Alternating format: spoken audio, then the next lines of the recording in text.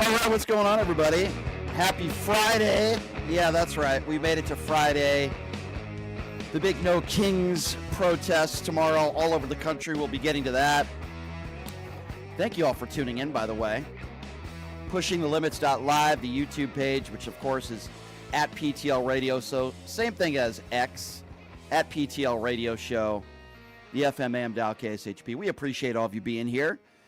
We got some great guests lined up for you today. Coming up here in just a few from Midas Touch, Fred Wellman's going to be joining us. Love Fred, such a great guest, and obviously a former combat veteran. But he has just officially announced his candidacy running for Congress out of Missouri. So I can't wait to get Fred on the show. He's going to be joining us at the bottom of the hour. Certainly we'll be asking him about these No Kings protests. What an embarrassment today. Once again, Donald Trump on a world stage praising evil dictators and Viktor Orban, basically saying that Putin and Zelensky are doing a great job for peace.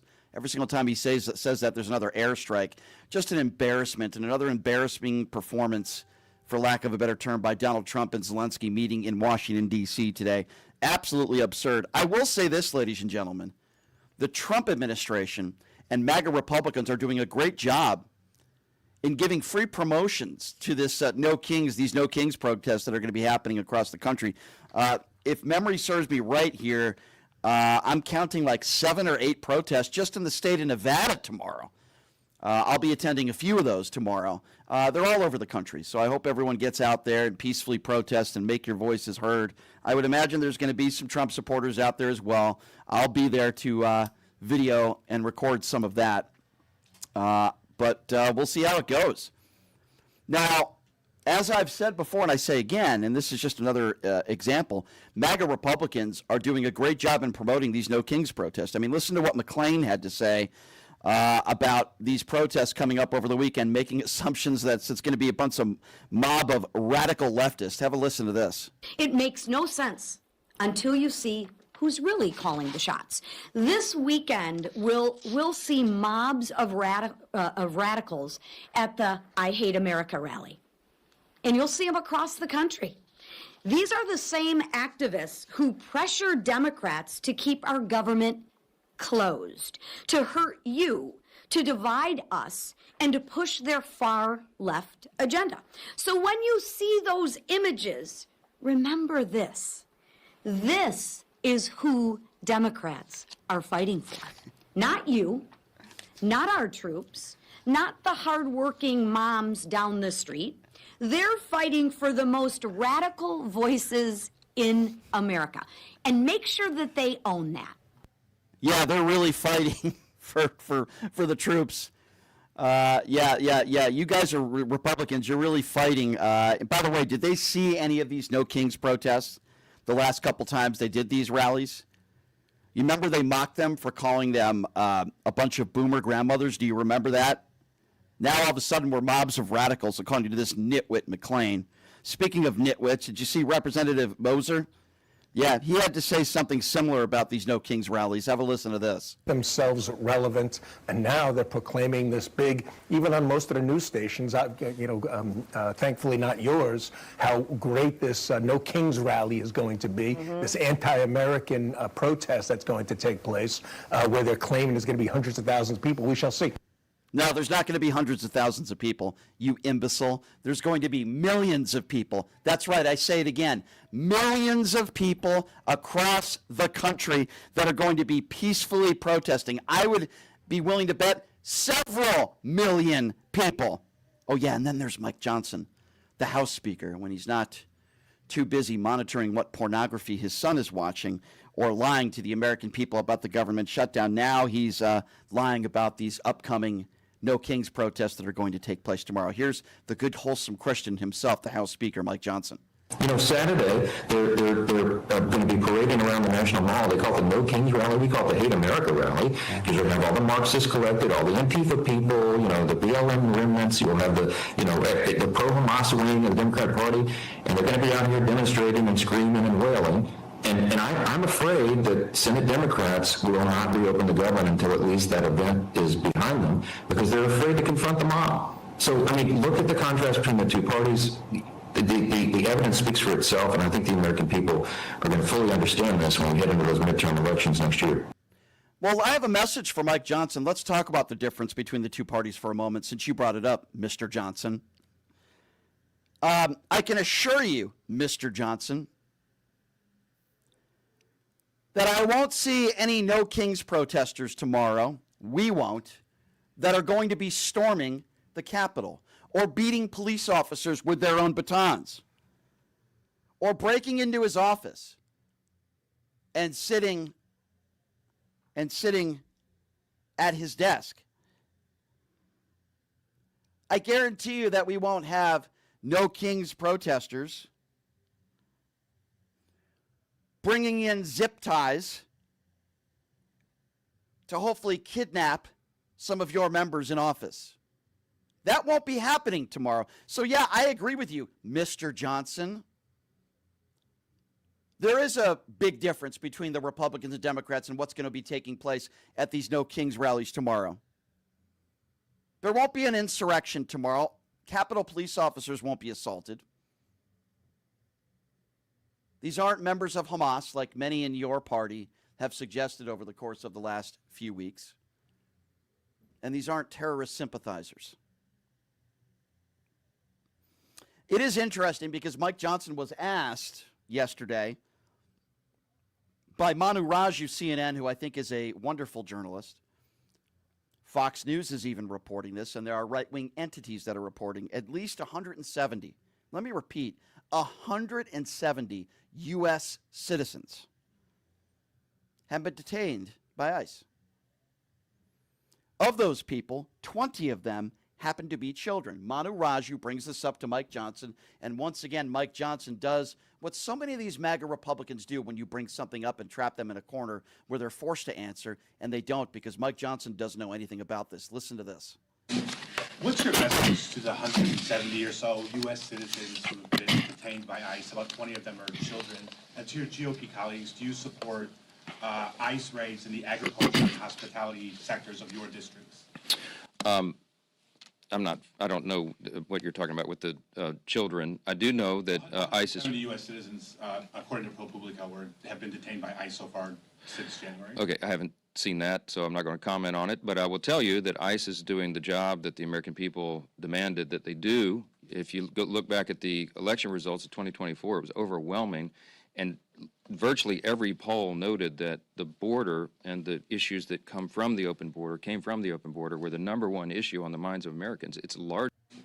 Really? Well, let's talk a little bit about that, shall we?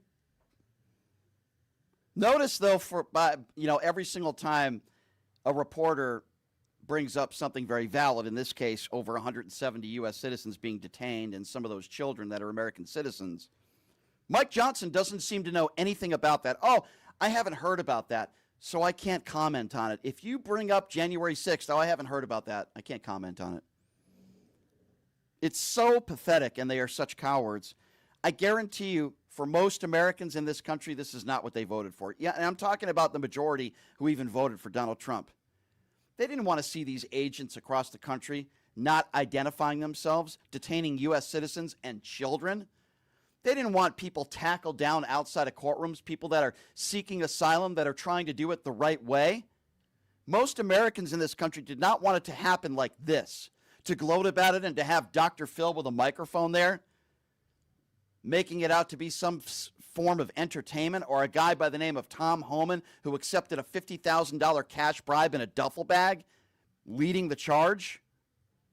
We didn't want to see, and I say we, I'm saying I believe most Americans, certainly not Trump supporters, but even some, didn't want to see people being shot by pepper balls that are dressed up as chickens and frogs, or my friend Robbie Roadsteamer, who was arrested the other day in Portland for singing. Most Americans didn't want this. I'll tell you what I believe most Americans want.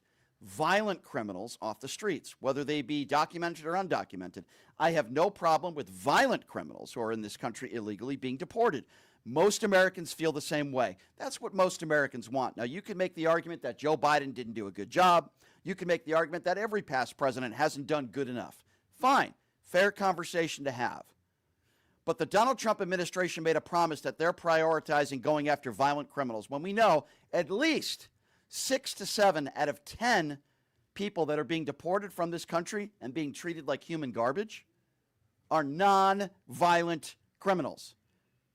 So that is not their top priority. Going outside of courtrooms and tackling people that are seeking asylum who have never been charged or convicted of a violent crime in their life is not what America voted for. So no, Mr. Johnson, you're wrong.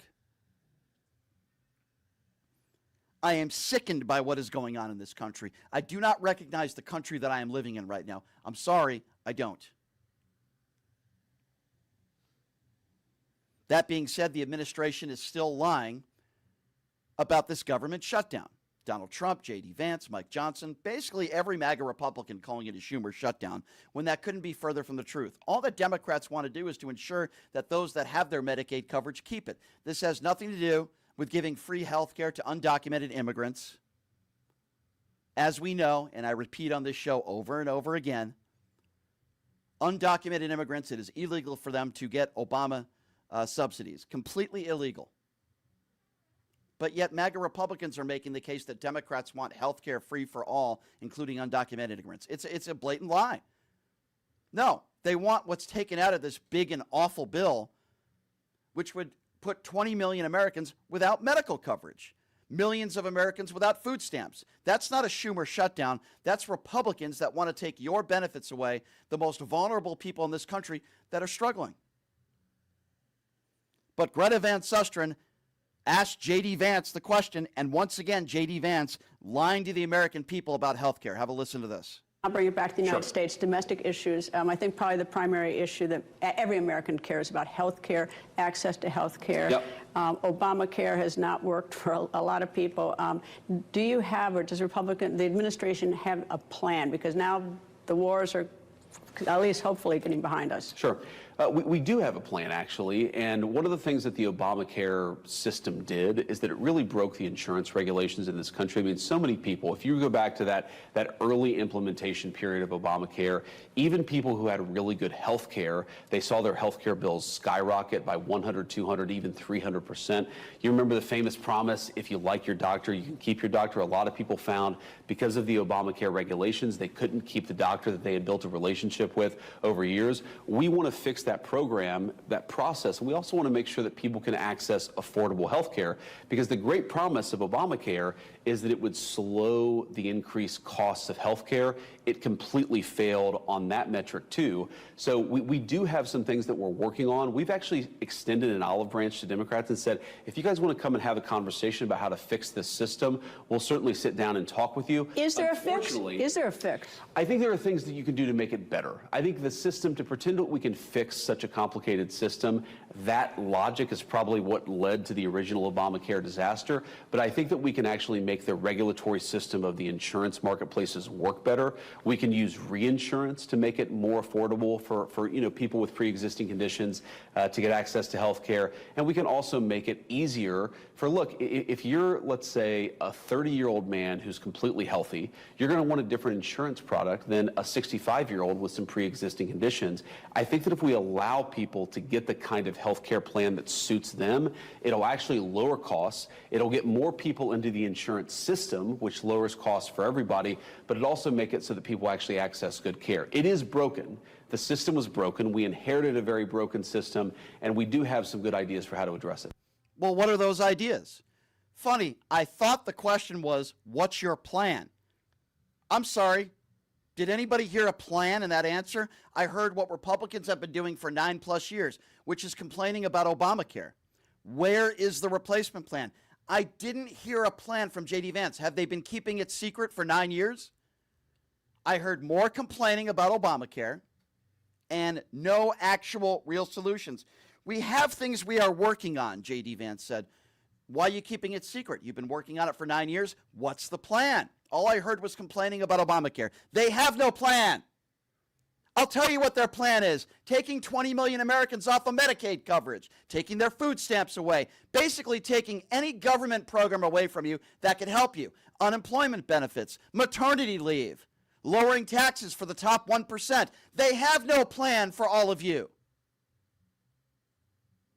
And that's proof right there. You ask any of these MAGA Republicans, what is your replacement plan? And they'll start bringing up Obamacare. They have no plan. You can't complain about something if you don't have a solution to it. You couch assaulter, you imbecile. So here's what we are going to do, ladies and gentlemen. We're going to take a quick break, and when we come back, I love this guy. Not only is he a Army combat veteran and a great podcast host, and he does a great job at Midas Touch, but he also just recently announced that he is running for Congress out of Missouri. The awesome Fred Wellman will be joining us next. Take a quick break. We'll be back with Fred in 90 seconds. You're listening to Pushing the Limits right here on KS.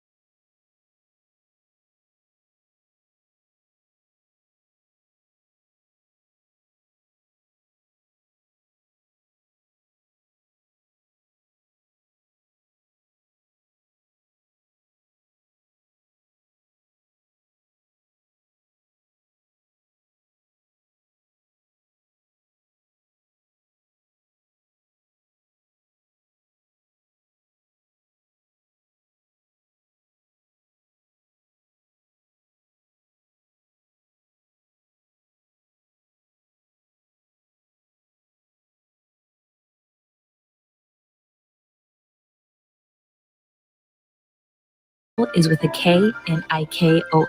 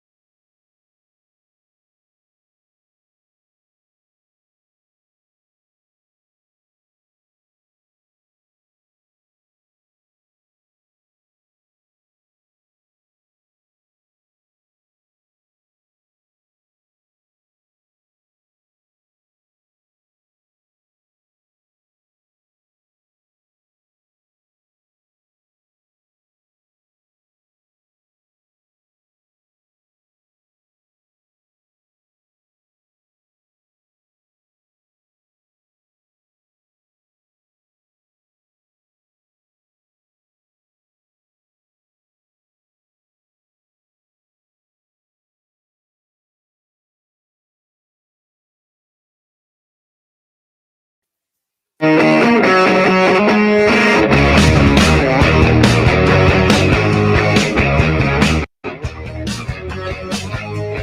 right, welcome back. It is Pushing the Limits on a Friday. By the way, Alex Stein is going to be joining us on the show Monday. That should be very, very interesting. Adam Mockler is going to be on the show next week as well, and some other very distinguished guests. I think Don Lemon's going to be joining me next week as well.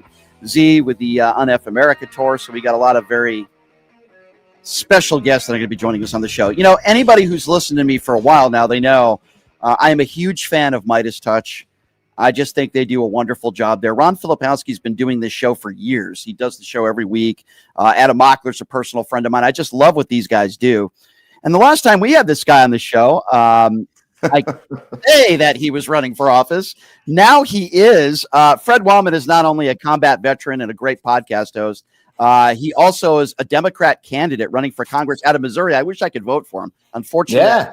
Nevada. Fred, what's going on, my friend? How are you? Oh man, having a great day here at the office. Run for office. Yeah, I've been. We launched two weeks ago, man. It's been crazy. Congratulations. I think it's great that you're running. Let me ask you the first obvious question to start.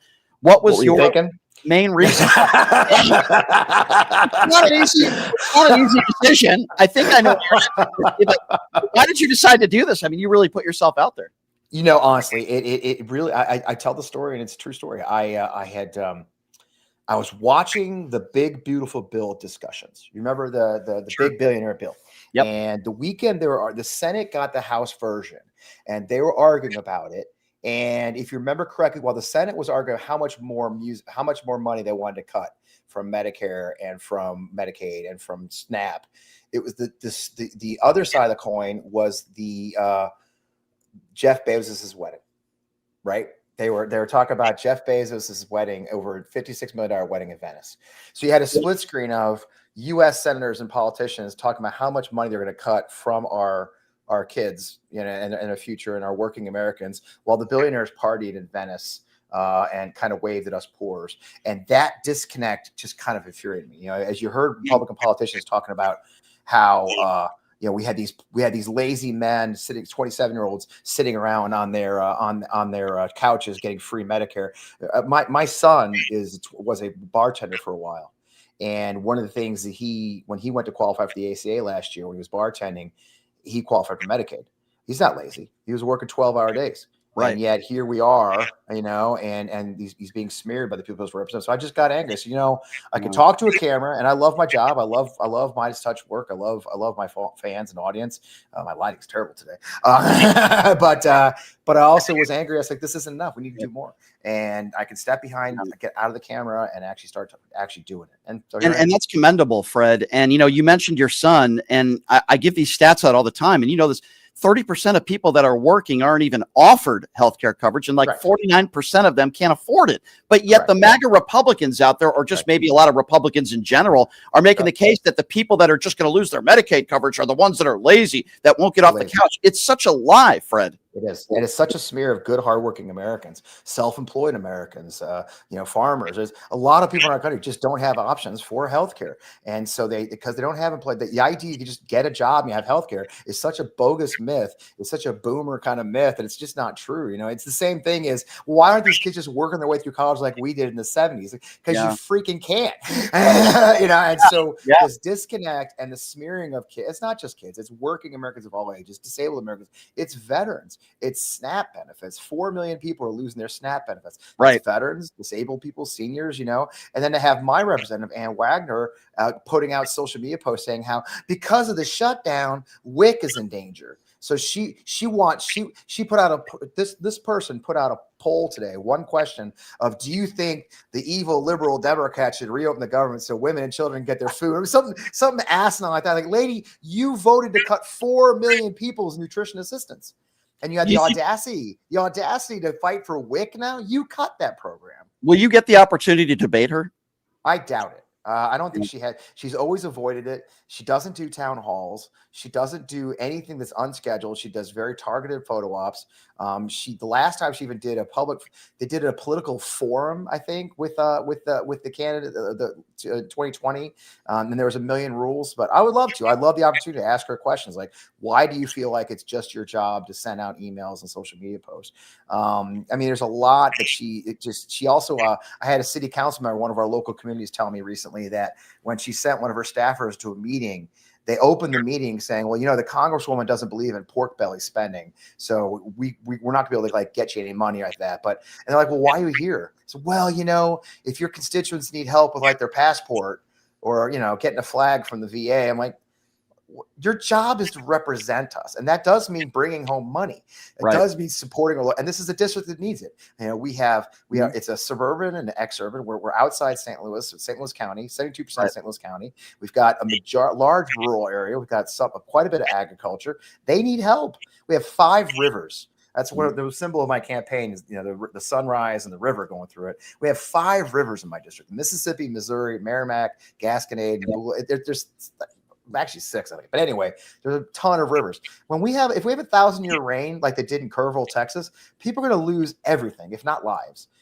Nobody's doing a damn thing about that. So it's time we had somebody in Washington that actually wants the job. That's sort of my whole, it's like, hey, why do you have the job? You don't want to do it. What's the point? Yeah, I think you're the perfect person for the job. I'll be honest with you. If you're just joining us, Fred Wellman, Democrat candidate, just announced a few weeks ago, running for Congress out of Missouri. I wish I could vote for him. Unfortunately, I can't.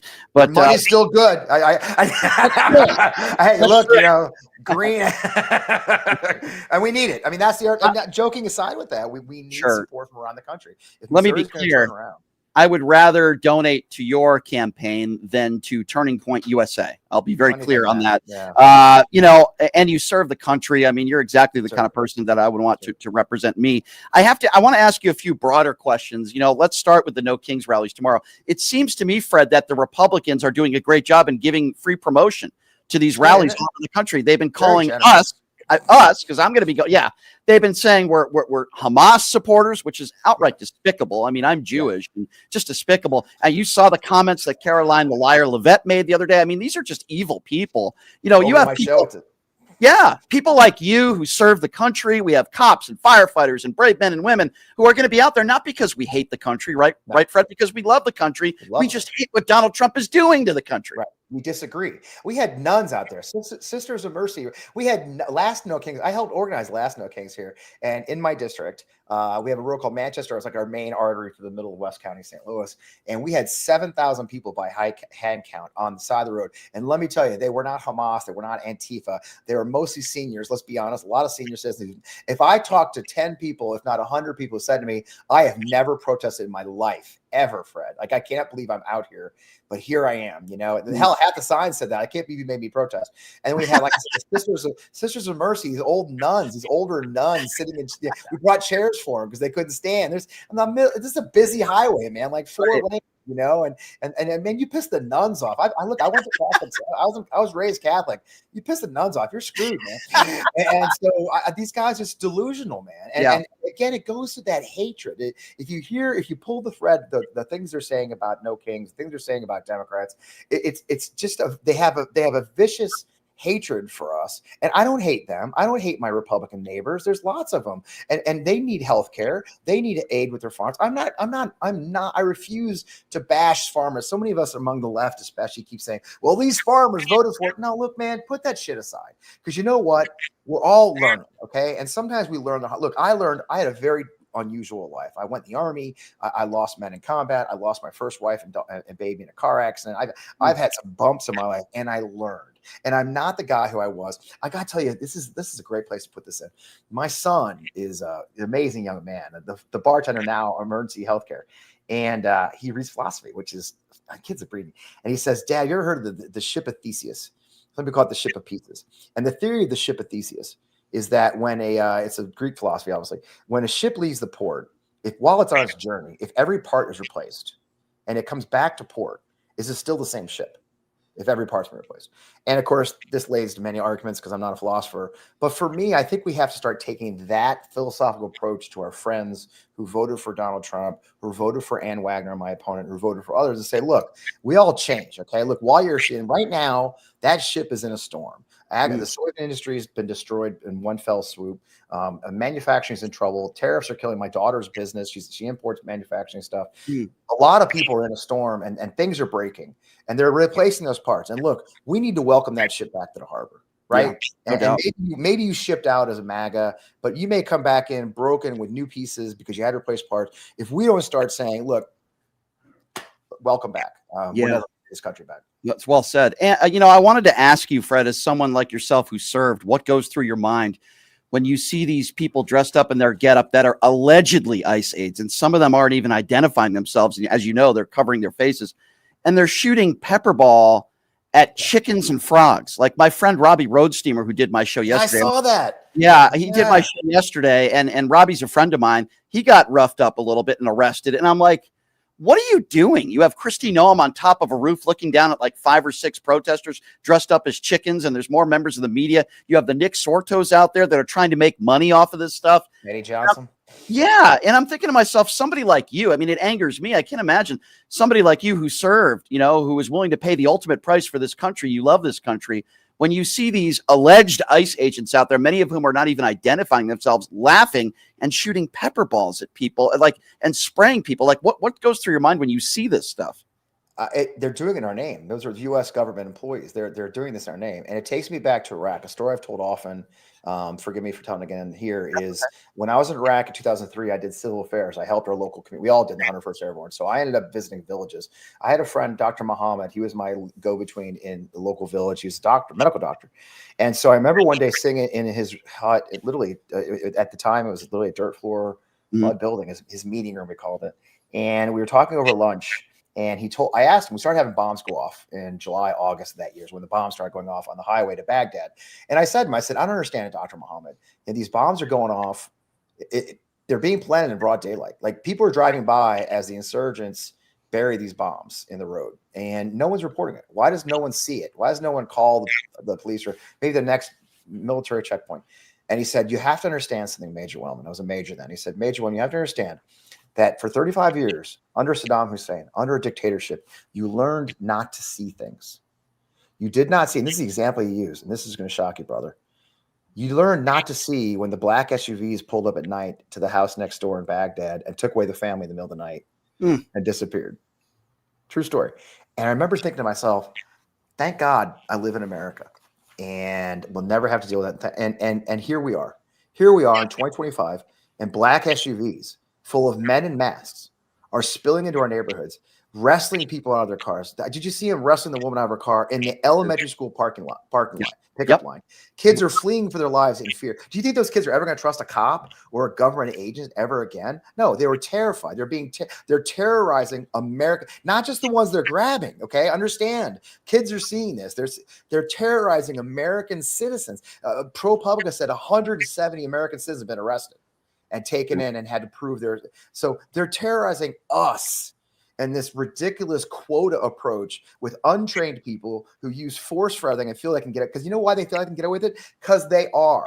And I tell you what I love what Eric Swalwell said, I think, and a couple other people on the Hill said, if you think that we're not going to have investigations of what you've been doing, if you think when the House flips, and it's going to flip, that we're not going to launch subpoenas and investigations and truly find out who's been authorizing this and who's been doing these things, you've got another day. So if you think you're immune, history is littered with people who thought they could be authoritarian and get away with it.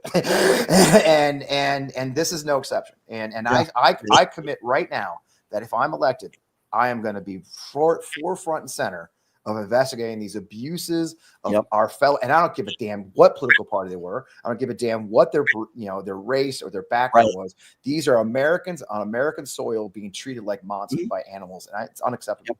I completely agree with you. And you were talking about that mother who was trying to pick up her kids from school. Yeah. And as she's being taken away, there were other parents there saying, hey, tell me who that is so we could tell their kids.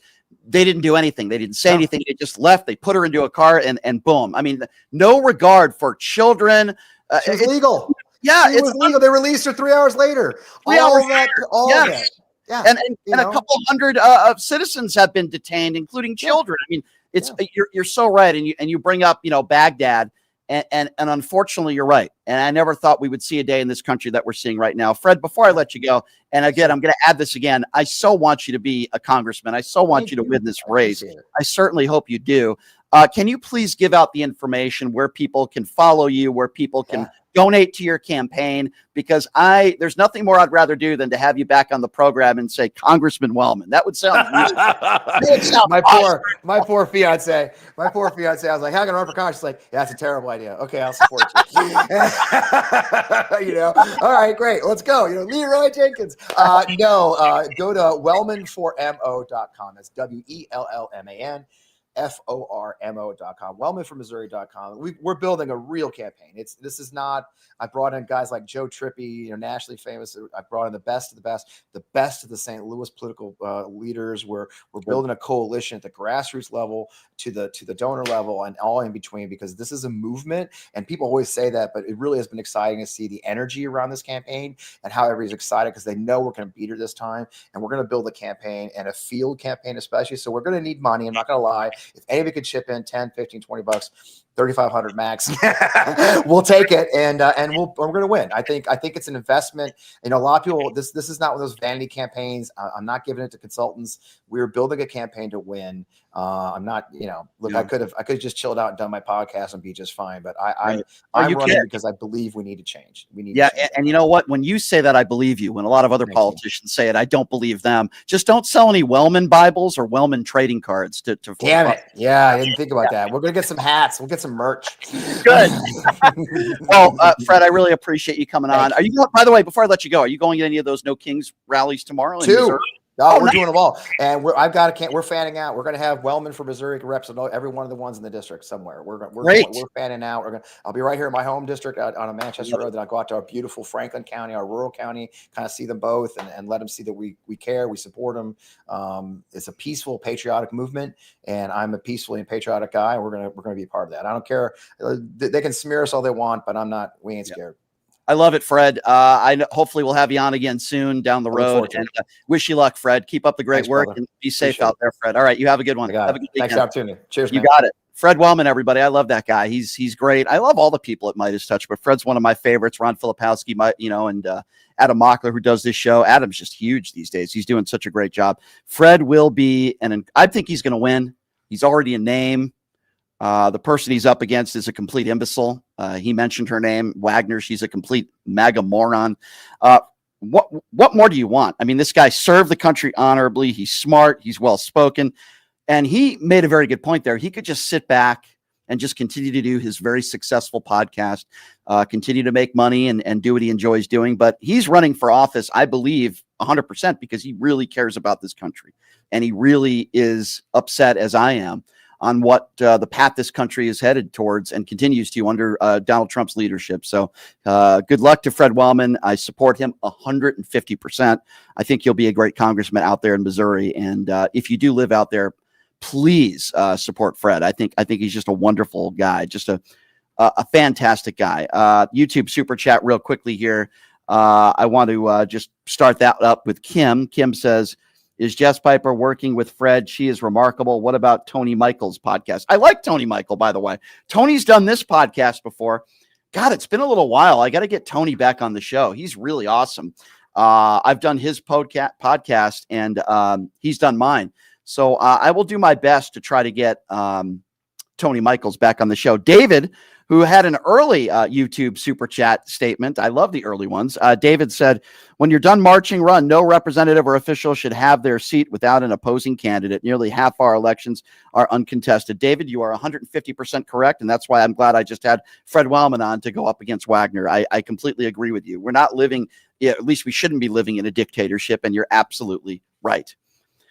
So I do talk about healthcare a lot on this show, really every day. Quite frankly, for like, I feel like for the last 6 months. Open enrollment for Medicare, annual enrollment, is now going through December 7th. And I'm so happy to be partnered up with a trusted partner, Chapter. They'll give you free and unbiased Medicare help. You see the number there on the bottom of your screen. Here's the best part. On average, Chapter saving people around $1,100 a year.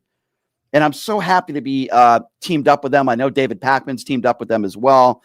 And, plans change every year and some even go away. So if you don't check, you could lose your doctors or end up overpaying. This is a free service.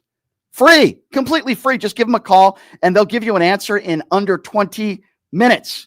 And if you're already on the right plan, they'll tell you that. They're not on the phone with you to try to change your plan unless they feel like you need to. That's the difference. Give them a call. The number's on the bottom of the screen there, 212-461-4078. You could also use the URL right on the bottom. It takes like literally 5 minutes. I checked it out myself. askchapter.org/limits. You just give some information and what you're looking for, and they will contact you, or you can just give them a call there. Check them out, Chapter, my trusted partner, and I promise they will help you out. All right, so here's what we're going to do, ladies and gentlemen. We are going to talk about the No Kings rallies when we come back a little bit more. We just had Fred Wellman on the show, who's officially running for office. I love Fred. He's great. I'm counting here. There are eight No Kings rallies just here in the state of Nevada. I'm going to be going to a few of them. So I want to talk to you guys a little bit about that, of course. And then Donald Trump's meeting with Zelensky today couldn't be more embarrassing. One reporter from Mike Lindell TV just completely embarrassed herself. And then Donald Trump throwing out an F-bomb. How presidential. We'll take some phone calls on the other side of the break as well. 702-221-7283. And again, that number, if you'd like to be a part of the conversation, 702-221-SAVE is the number to call if you want to be a part of the conversation. We'll take a quick break. We'll be back in 90 seconds. You're listening to Pushing the Limits right here on KSHP. Hey, everybody. Are you struggling to find a pizza place that reminds you of Brooklyn? That true blue New York style pie? Well, worry no more. Stallone's Italian Eatery Pizza is a knockout. We're located at 467 East Silverado Ranch Boulevard, just off of Premier Road, half a mile east of South Point Casino, just minutes from the Las Vegas Strip. Come by and grab a slice of pie. Plus, check out our Brooklyn-inspired Italian cuisine.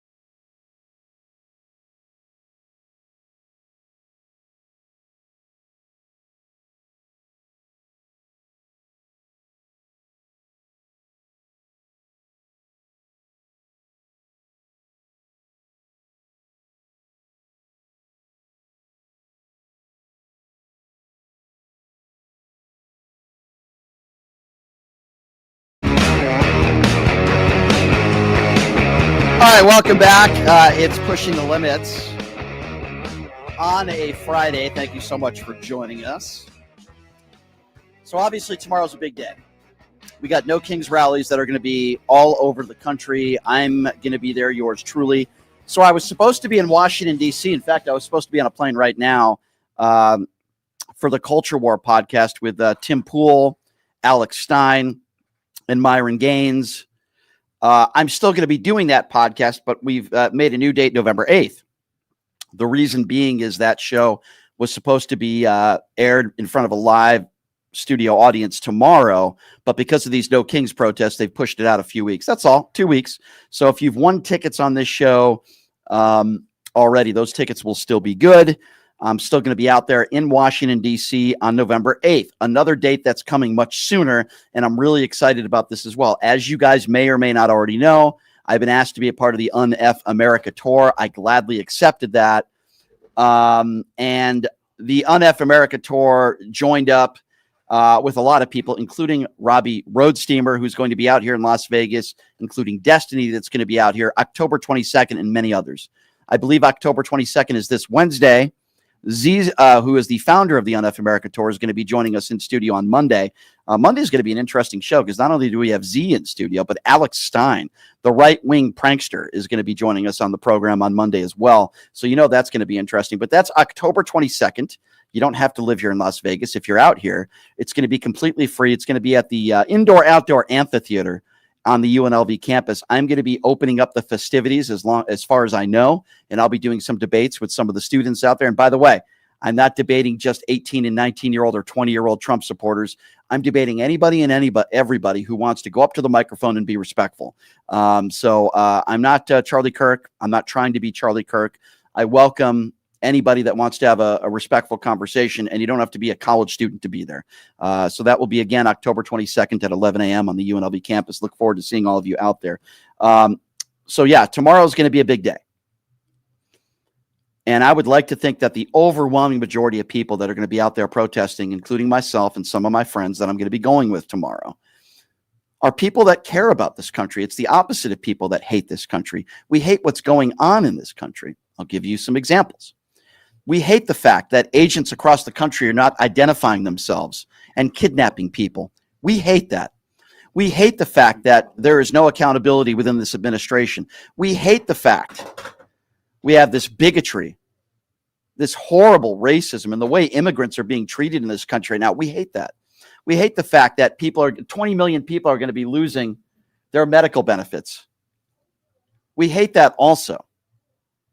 And we hate the fact that people are losing their food stamps. They're losing their livelihood. So we are getting out there and we are protesting. And the reason why we are protesting, at least the main reason why, in my eyes, is because we hate where this country is headed to.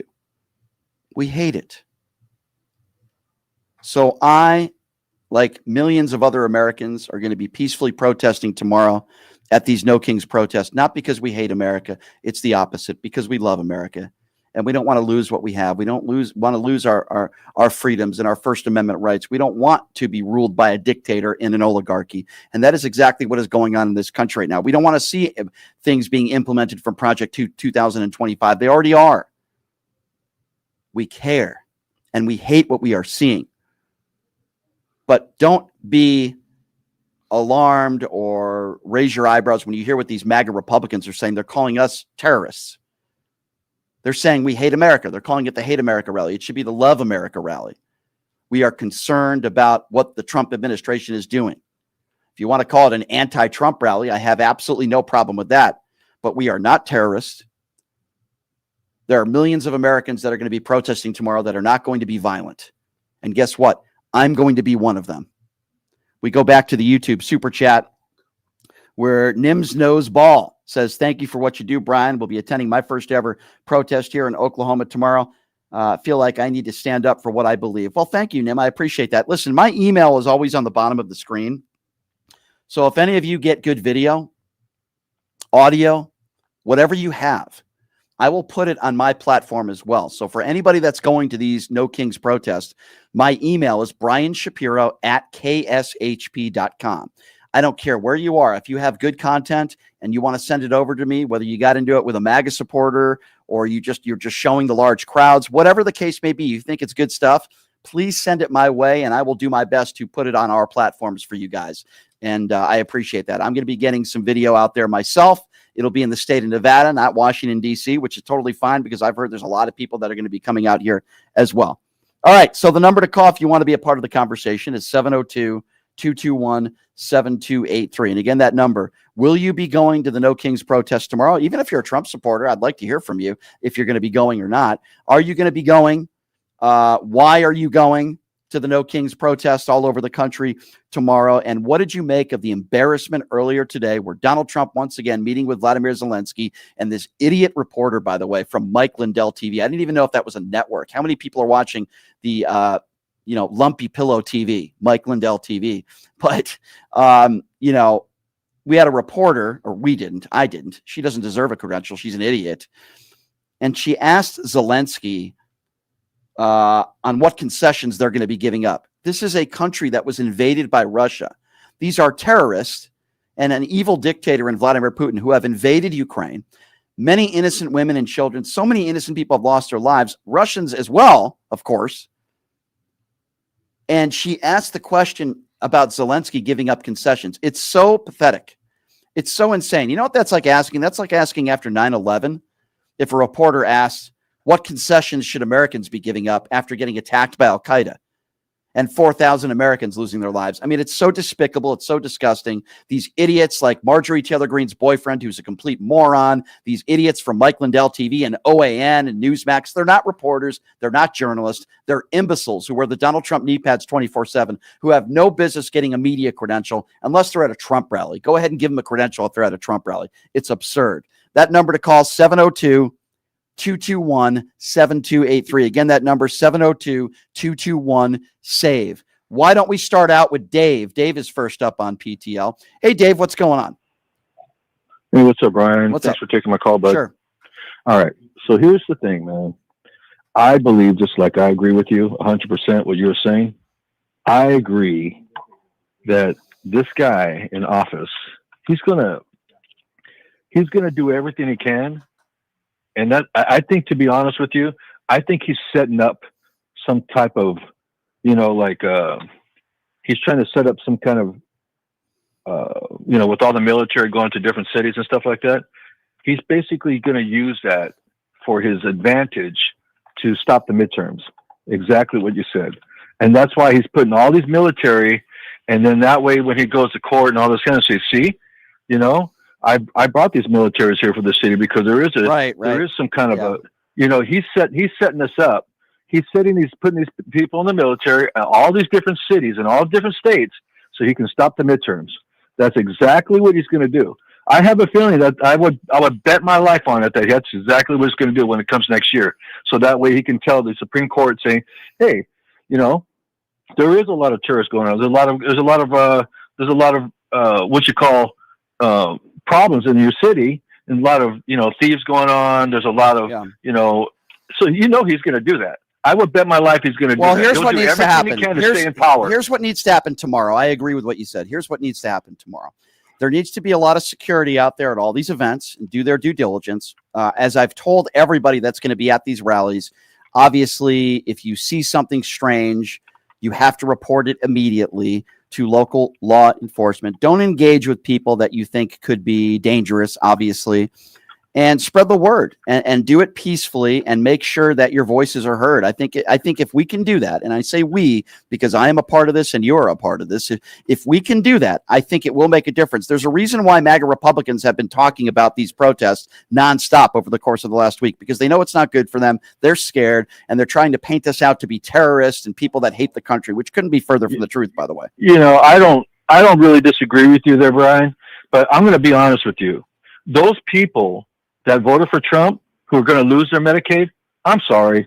I'm very sorry. I don't feel sorry for you. No, I don't. Yeah, I understand. I don't, because you voted for it. You made your bed and you sleep in it. You made your bed and you sleep in it now. I understand why you would say that. I do. But I don't want people to be hurt. I don't want people to lose their Medicaid, even people who voted for Donald Trump. Some of these people are so ill-informed and they're so ignorant, they don't know they vote against their own self-interest. They watch their Newsmax, they listen to their Jesse Waters and the Mark Levins, and they have no idea. Some of these people are woefully ignorant, and I do feel sorry for them. The problem is, because of the way they voted, we're all suffering because of it.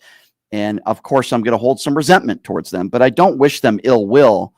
But I understand why you would say what you're saying as well. I think there's a way we could do both. Listen, maybe I don't feel a lot of empathy for people that lose their health care coverage that voted for Donald Trump, but I still don't wish it to happen. I think there's a difference there. So maybe we do agree a little bit, but yeah, I mean, if this government opens up and the Democrats give in, that's exactly what's going to happen here. Back to the YouTube super chat where Duke with his donation says there are 18 countries that will be protesting tomorrow, including Canada. But since some countries actually have a king, it will be called No Tyrants. Interesting. I'm glad that Canadians are going to be protesting as well, by the way. We have a lot of Canadians that listen to this show, and I appreciate all of you very much. Some of my favorite callers are from Canada that call into this show. So I appreciate you guys. 702-221-7283. Let me also be very clear here. I'm not making excuses for people who voted for Donald Trump. Okay? I'm just saying I don't willfully hope that they lose their Medicaid coverage. I hope that doesn't happen. But yes, at the same time, you reap what you sow. The problem is we all suffer because of it. All right, let's go to Joe. Joe is next up on PTL. Hey, Joe, what's going on? Hi, Brian. Hey. I just wanted to call and tell you, I really enjoy your show. Thank you. You have some really intelligent arguments. The only criticism is your passion. I mean, I sometimes you go over the top when you start calling people idiots. And sometimes stuff like I do. that. Sometimes I do. Here's the thing, Joe. There are times I could be, my style's a little bit different than some other people. I really respect these guys. David Pakman's a friend of mine. He comes on the show. I think he's a great guy. Nice guy. Luke Beasley. I watch him too. Yeah, Luke Beasley's very talented, very good guy. These are all very intelligent. Adam Mockler's fantastic. I just have a different style. Some people like it, some people don't. I try to treat people with respect. And what I mean by try is, listen, if somebody's going to call into the show, and it happens all the time, if you listen, they misquote me, they won't answer a direct question, then they're imbeciles, and yeah, I think in this day and age that we are living in, you have to call them out for being that. I mean, these are very ignorant people. Some of them are very despicable people. And sometimes some people say that I take it a little bit too far. And they have the right to that opinion. This is who I am, right? I mean, some people might think I'm a jerk, and that's okay. This is who I am. I don't tolerate ignorance, racism, bigotry. And I don't just hang up the phone and say, all right, I appreciate the call. Let's move on to the next call. I call them out for who they are. And you know, I can't change who I am. Maybe sometimes I could listen a little bit better. That's a fair criticism. But, you know, we're dealing with a group of people. And I'm not saying everybody who voted for Donald Trump is a racist. But as I always say, everybody who's a racist voted for Donald Trump.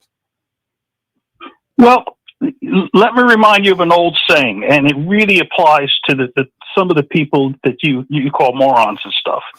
There's a great old saying that says, people might think you're stupid and ignorant, but you don't have to confirm it by opening your mouth.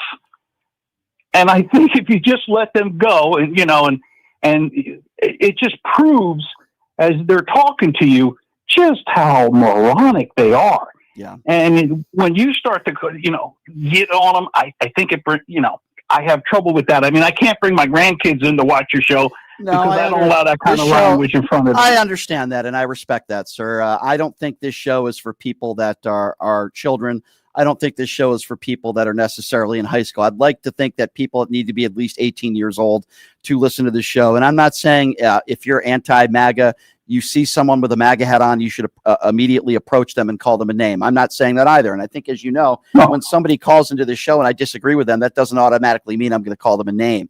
When I call them an imbecile or a moron or a right-wing buffoon, it's when they defend the indefensible. We could be talking about abuse. Yeah. We could be talking about a 34-count felon that has been convicted. We could be talking about the E. Jean Carroll case. We could be talking about Donald Trump being best friends with Jeffrey Epstein. We could be talking about him saying that they were, heroes and patriots, hostages who beat police officers on January 6th. If these are the people that make these kinds of statements, they're not serious people.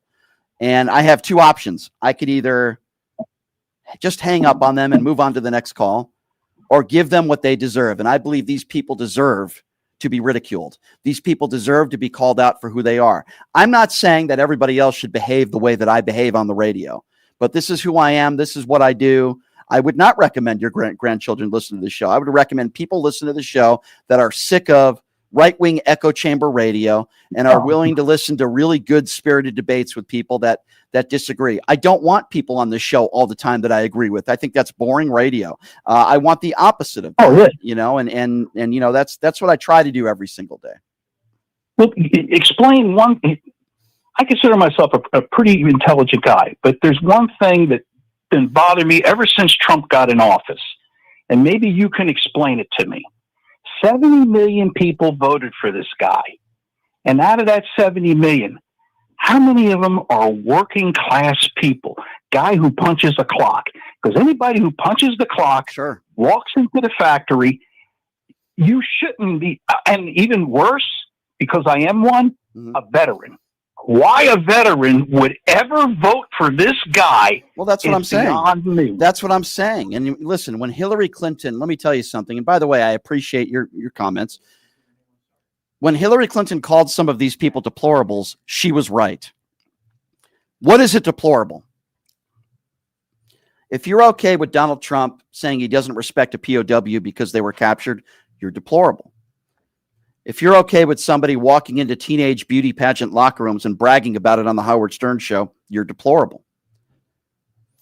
If you're okay with Donald Trump being best buddies with Jeffrey Epstein for over 10 years and him not releasing the files, you're deplorable. If you're okay with him calling people hostages and patriots who beat police officers on January 6th, you're deplorable.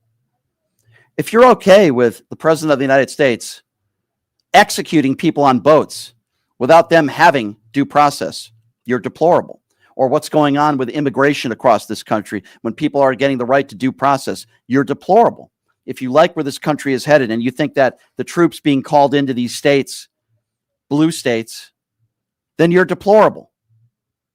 Hillary Clinton was correct when she said, these are deplorables. That's exactly who they are. I'm not saying every single person who voted for Trump is deplorable, but there's plenty of them that are. I mean, you guys could disagree with me and you can call in and you could tell me why you're not deplorable of being a Trump supporter, but I'd love to hear why. 702-221-7283 is the number to call if you'd like to be a part of the conversation. Let's go to Matthew. Matthew is next up on PTL. Hi, Matthew. What's going on? Hey there, how's it going? Good. What's on your mind? Nothing. I was just wondering. I love your show, and I love how you, especially with shows like Piers Morgan and everywhere, we're able to go into those spaces that most people don't go to have those conversations. I was wondering if, like, conversations that you have whenever you get opportunities to speak with legislators, if you do very much. I'm wondering why they're like not more aggressive in how they do their legislation, as far as that it's more pinpointed to put Republicans in a lot tighter positions. Like I think that maybe that's something that, we lack a lot of. I mean, I feel like a lot of times we don't pinpoint legislation enough to put them in really awkward conversations. I mean, we've already know that they don't necessarily have moral compasses on a lot of that stuff, but I think, more narrow, very simple legislation is really what would get them. I just want to kind of get your opinion on that, because I think that's where Trump gets us, is because a lot of the stuff he does is kind of considered, in my opinion, like simple, stupid. Like, it's very simple to explain. You don't have to explain 300 pages of legislation. You can just say this is what it is. Will say this though. When you look at the big and beautiful bill, they made it long, and they wanted to make sure that the general public did not want to see what is actually going to happen to them. And the Democrats are trying to do a good job here in telling people, listen, you're going to lose your medical coverage. You're going to lose your food stamps. You're going to lose the government programs that help you put food on the table and keep you alive. So I think that the Democrats are doing a good job there. I think when it comes to weapons and that type of legislation, when it comes to raising the minimum wage, when it comes to inflation, yes, I agree with you. I think they could do a much better job there. But I think when it comes to this big and beautiful bill, Republicans try to lie. They try to conflate. And unfortunately, there's a lot of MAGA Republicans out there that believe it, and they're very ill-informed and uneducated. For example, how many times have you heard on Newsmax or OAN or even Fox News that in this big and beautiful bill, billions of dollars and millions of people are going to lose their food benefits? How many times have you heard on those networks about 20 million people losing their health care coverage? How many times on those networks have you heard of a couple hundred people that have now been detained by ICE, including children? You don't hear that on those networks because those are not news networks. And Donald Trump will call CNN and MSNBC fake news. The real fake news is coming from those networks, like for example, Fox News, who had to pay out almost $1 billion because they claimed that Dominion voting machines were responsible for Trump losing the 2020 election. So I mean, Donald Trump could lies every day, but the people that I get more angry at are the people that believe him every single day. They believe what he says. He still said today in front of Zelensky that the war's over in the Middle East. And the other day, it's crazy. I totally agree. Like, I mean, he could literally pee on these people and tell them it's raining, and they just buy it. And I mean, well, I've heard stories that he likes to do that stuff anyway to Russian women. Well, I don't know if that's true. Let's not go there. Let's not go there. But in all seriousness, he said today the war is over, that he ended the war, when literally in the last 48 hours, Hamas has executed people. And they have their weapons, and they still are in power in most of Gaza. And Donald Trump says the war is over. So many people that are watching Newsmax and OAN, the anchors say, the war is over. You ended the war. And people believe it. They believe what these idiots say. The war is not over. Hamas is still sadly in control of parts of Gaza. And when I put that out on social media, I get morons that say, Brian, this is what you wanted. No, this is not what I wanted. I wish the war was over. I also wish we had a president that told the truth once in a while.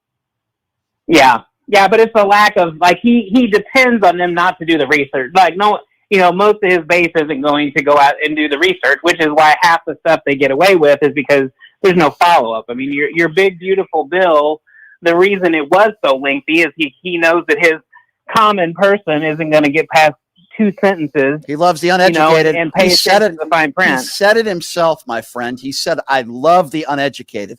Why does Donald Trump love the uneducated? Because that's his base. That's why. That's Donald Trump's base.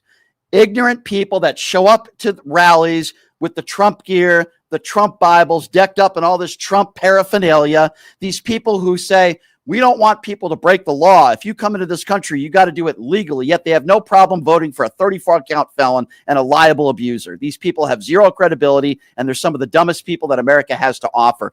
702-221-7283. Let's go to Chrissy. Chrissy is next up on PTL. What's up, Chrissy? Hi, Brian. I'm a local. Wanted to let you know I'll be at the No King, so hopefully I'll see you out there. Which one? There's quite a few. I'm gonna go to the one at the federal courthouse, the one that's 11 o'clock. Gotcha. Yeah, I might be out there. And I'm not being paid. Well, I'm not being paid. They seem to claim that we're all getting paid. I know that there's going to be one on the Strip in front of New York on the Strip at 4:30 p.m. I know there's going to be one at Henderson at 10 a.m. I'll probably be going to a few tomorrow. Okay, cool. Yeah. And I did want to just shed some light on something. I think it's super important that we're talking about this health insurance fiasco. I do know a little bit about it, and I just want to make sure I'm getting information out there because the Republicans like to lie every single day. So when J.D. Vance says, oh, you know, a 30-year-old or a 20-year-old may not need the same insurance as a 50 or 60-year-old, that's partially true. But they do also offer that right now. My daughter is self-employed. She has to buy her insurance through the ACA. She doesn't get subsidies, though. She pays for it on her own, okay? Yep. One of the questions they asked her was she going to be having a baby anytime soon? She's 27 years old. She was like, no, not for a few years. So they already kind of tailor it to what you kind of need. So it's kind of BS that J.D. Vance is saying that. The other thing I want to mention is that the Affordable Care Act prevented insurance companies from not allowing pre-existing conditions. I know this. My ex-husband was self-employed, and we used to have to buy our own insurance, and it was a nightmare. I had medical issues, and my daughters had asthma when they were little, and they always put riders on it. They wouldn't cover it for a year, or it was excluded altogether. It was a joke. And so we got to be really careful because the Republicans, I can see what they're going to do. They're going to go back to where if you have pre-existing conditions, they're going to charge you astronomical amount of money, and they're going to be able to exclude stuff. And we're going to go backwards. You're so right. I just want to get that out there. You're right, Chrissy, and I appreciate your phone call, and hopefully we'll see you out there at one of these rallies tomorrow. There's going to be a lot of people out here in the state of Nevada. There's going to be a lot of people out there throughout the country. I want everybody to be safe out there and peacefully protest and make sure your voices are heard. And if you want to dress up in a chicken suit, and if you want to dress up in a frog suit, you're more than welcome to. If you want to dress up in a giraffe like Robbie Roadsteamer and sing some songs, you're welcome to do that as well. Hell yeah! Hell yeah! All right. That's my Robbie Roadsteamer impersonation.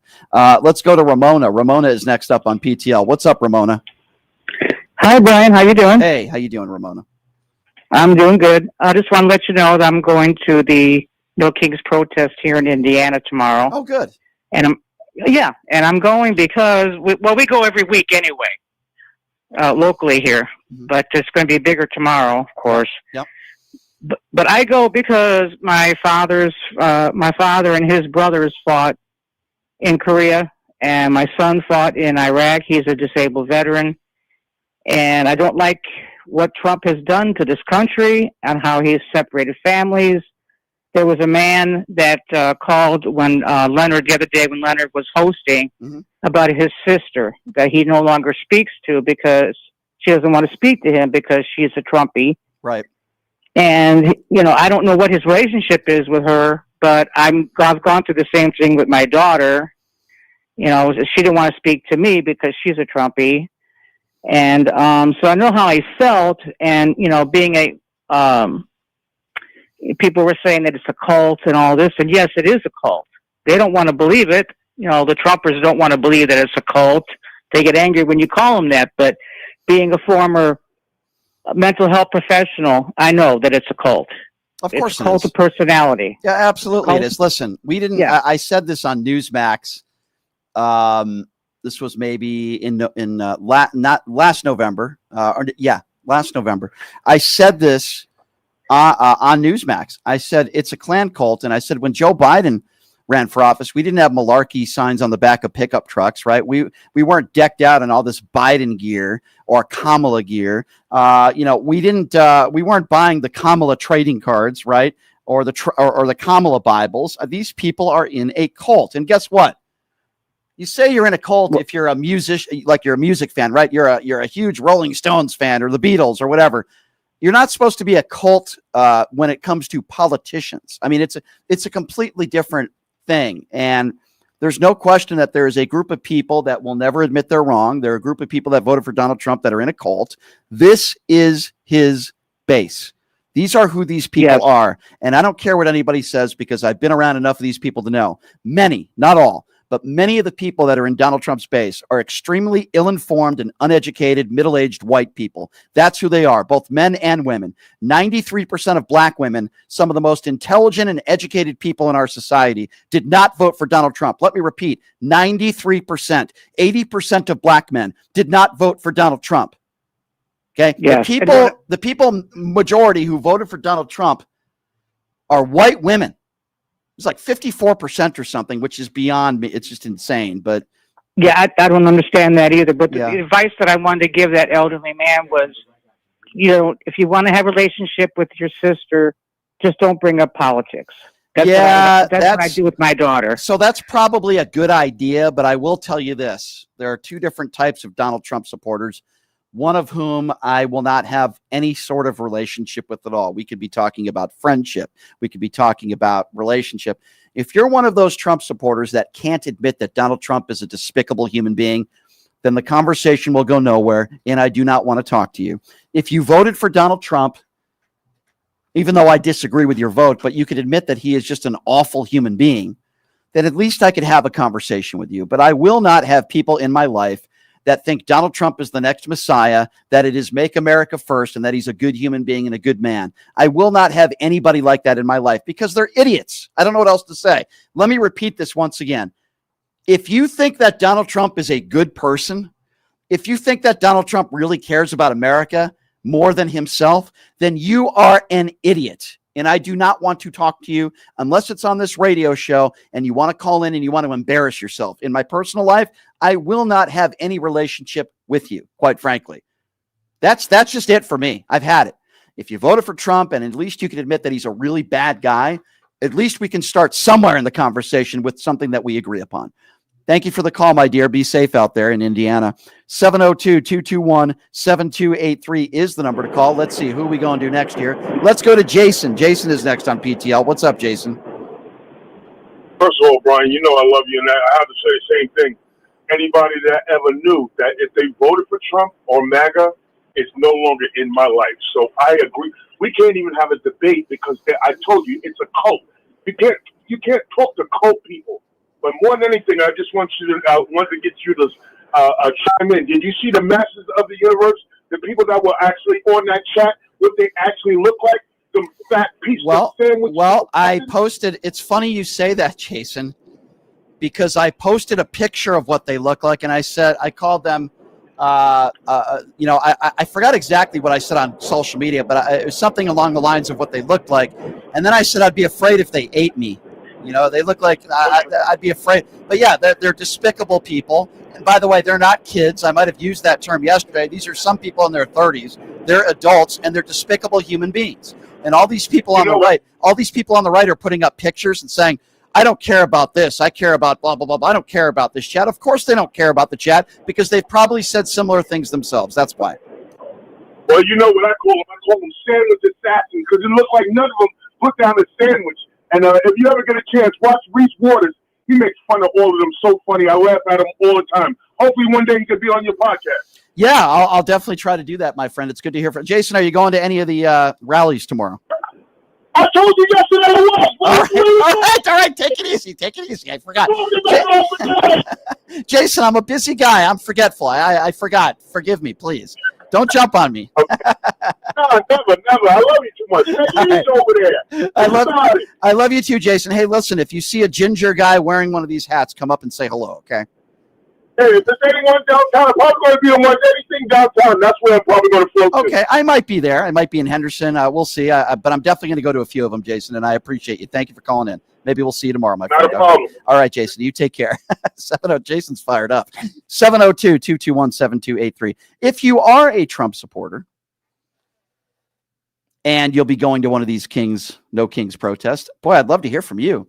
I have a feeling I might have some run-ins with some Trump supporters tomorrow. I'm just throwing that out there. It might happen, okay? It might happen. But I'm really excited, actually. Listen, I'm not one that goes to many protests, okay? Since I've done this radio show, I've been to a few. Since I've covered politics, I've been to a few. I went to a few Black Lives Matter protests. Not because I'm in love with the organization, but because I am for what many people were there for, and that was for equality.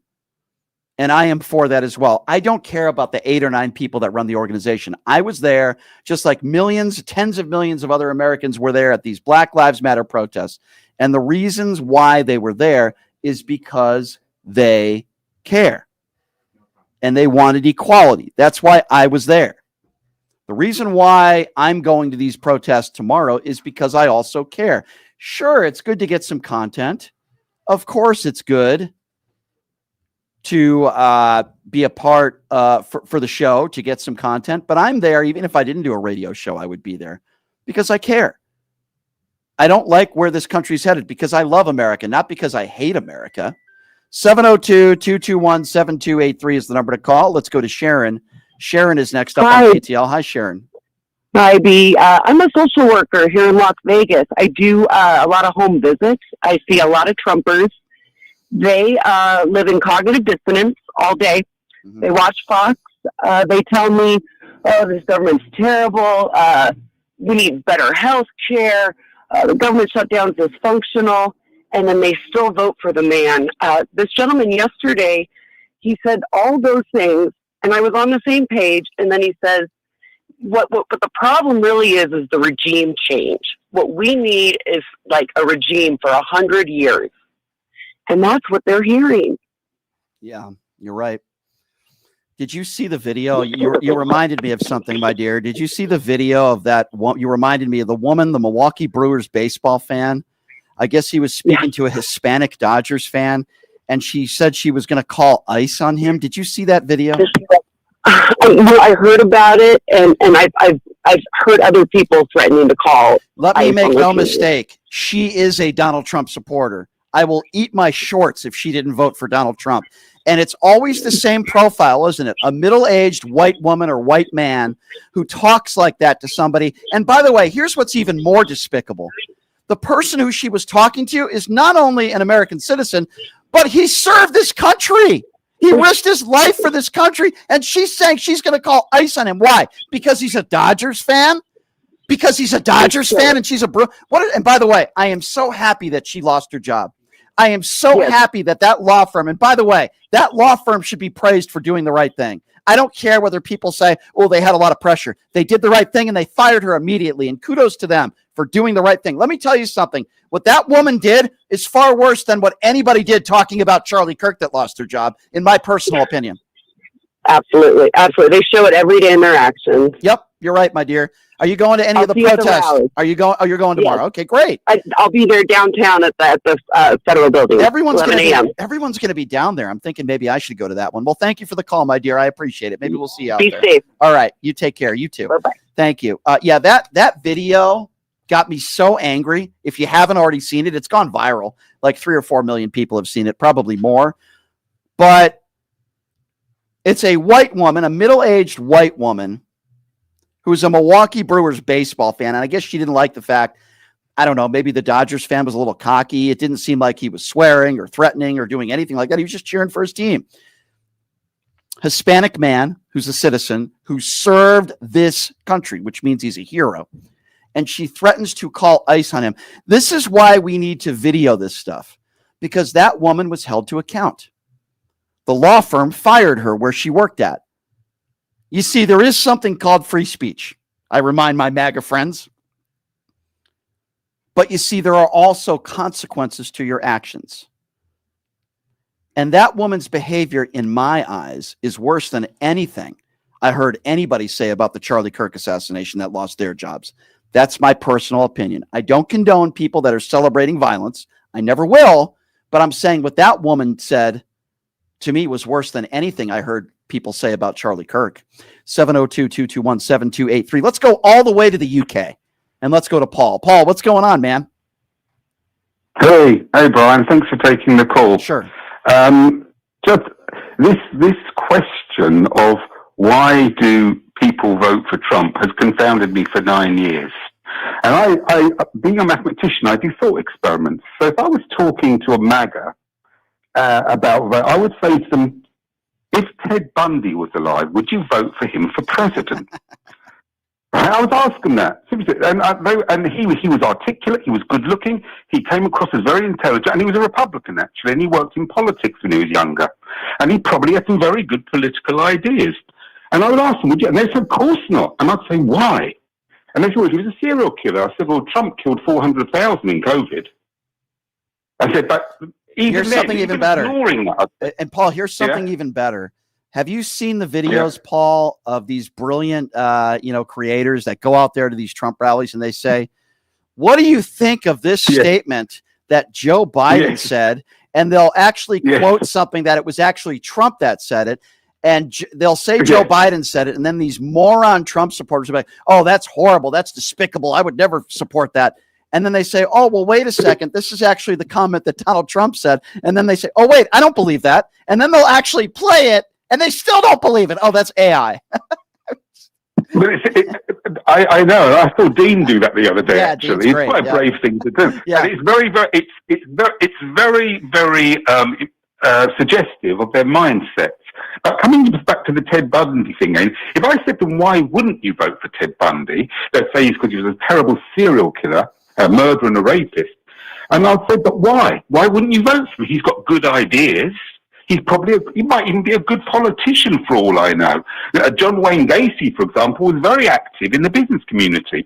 And they would say, well, because he was a bad guy. And I say, exactly, because he's morally depraved. Right. And so is Trump. And he evidences, he doesn't even pretend not to be. When he talked about grabbing women, I can guarantee you this, Brian, I've got 2 sons and 4 daughters. My 2 sons have never said that in their lives. Never. Yeah, That's listen, not I locker room played talk. That's I played like 4 sports in high school. I played 2 Division I college sports when I was in college. I've been in plenty of locker rooms. I've heard people say some piggish things. I've never heard anybody talk like that. I've never heard anybody say that. Know, you and I know what locker room talk is. When I was a teenager, you might say, this girl, she's really attractive, or she's got a nice bum or something. That's locker room talk. It goes that far. Yeah. That's racist. Grabbing women by the genitals. They let me do it. They let me do it. I'm a celebrity. They let you do it. It's so. And here's the most amazing part, Paul, is that he knew that there was a microphone and a cameraman in there and a host, Billy Bush. Imagine the things he says behind closed doors when there are no microphones. I mean, it's just a little glimpse of how despicable Donald Trump is. Exactly. We see the tip of the iceberg, Ryan. It's like the corruption that he does in front of us, the jets, the bribes, the golf courses, Qatar having a base on American bloody soil, for God's sake. Right. Those are what we know. Can you imagine what you don't know? Can you imagine over the next 20 years, the stories, the real stories that come out about the stuff that this guy's done, selling America down the tubes. You're right. Selling it down the tube. You're right. And meanwhile, while this is going on, his 2 sons, Uday and Kusei, one of them is selling a book. They're making billions of dollars off of this crypto scandal. Yeah, it's crazy. Paul, it's great to hear from you, my friend. I hope you have a wonderful weekend. I hope we get some protests out there in the UK. I don't know if we will, but I know Paul would be there if they did. Paul, it's great to hear from you. Have a great weekend, my friend. 702-221-7283 is the number to call. That's 702-221-SAVE. Lower your radios if you can. If we're going to you, let's go to Mike. Mike is next up on PTL. What's going on, Mike? Hey, I used to work for a company called Roush Management, and we test drove cars, and they always wanted to know about your Facebook and saying, well, you got to sign this waiver, and they can look at your Facebook at any time. But I noticed I wasn't saying anything about the cars. I was saying stuff political about the Republicans, and I would wind up where I would be lack of hours or lack of days working because of that. Well, I'm sorry that happened to you. You give out a perfect example of how people like us are being censored. Okay, that's exactly what's going on here. And, it's funny because I get this all the time. Like, Brian, there's a lot of MAGA supporters out there that would probably sponsor your show, but they don't like the things you say about Donald Trump. I told them then they can go fly a kite and I don't want their money, because nothing is going to stop me from saying what I truly believe. And if people don't like the things I say on the air and they don't want to sponsor my show, or they don't want to watch my show, or they don't want to be a part of what I do, then they can go F themselves. That's how I feel. That's how I feel. I don't care. I go on the air. Nobody tells me what to do or say.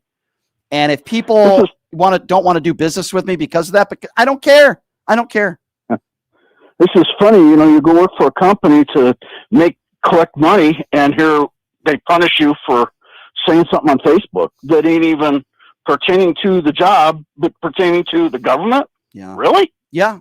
It's sad. And these are the same idiots that talk about censorship. These are the same morons who going on Twitter and inciting violence and giving out medical misinformation. Oh, you're censoring me. But God forbid somebody like me or you say, we're not going to celebrate the life of Charlie Kirk. Oh, They should fire you from your job. Oh, I can't believe you said that. You should be honoring a Klansman. Screw you guys. Screw you.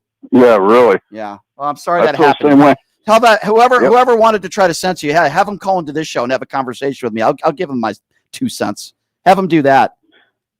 See if they like that. My friend, I hope you have a good weekend. Okay. Thank you for calling in. 702-221-7283. John is next. Hey, John, what's going on, man? Hey, Brian, how you doing? Good. What's on your mind? Hey, you and I have spoke before here on the show and on TikTok. So I have a question for maggots. Out of all the people throughout all of history that have had 12 or more essay allegations against them, Donald Trump has twice that many. Who else do you defend the way you defend Donald Trump? And if Donald Trump is the only answer you can give, that says an awful lot about you, and it's not a positive thing. I completely agree. I have this conversation with Trump supporters all the time. I played in a charity golf tournament the other day, and we had a dinner with a bunch of people, and I played with a lovely lady. Her husband says to me, Brian, do you really think Donald Trump committed abuse? He's a billionaire. Why would he have to do that? And I said, are you telling me billionaires can't break the law and abuse women? And he looks at me and he's like, no, I don't think so in this case. I said, are you making the case that Harvey Weinstein ever did that? He gives me this blank stare. His wife starts laughing, and he's like, okay, I guess you got me on that one. And I'm thinking to myself, are people really this stupid? Are you really that dumb? It's the opposite. When men think they're powerful because they have a lot of money, and sadly some of them are, they do what Bill Cosby did. They do what Harvey Weinstein did because they think that they can get away with it. And sadly, sometimes they do. And Donald Trump has been getting away with this stuff for decades. Right. Epstein, Weinstein, Cosby. Yep. All multimillionaires, billionaires. Yep. And the list goes on and on and on. And guess who's on that list? A guy by the name of Donald J. Trump, and that's why he doesn't want to release the Epstein files. I appreciate the call, my friend. Thank you very much. Thank you for following me on TikTok and all my TikTok supporters out there. 702-221-7283. Let's go to Casey. Casey's next on PTL. Hi, Casey.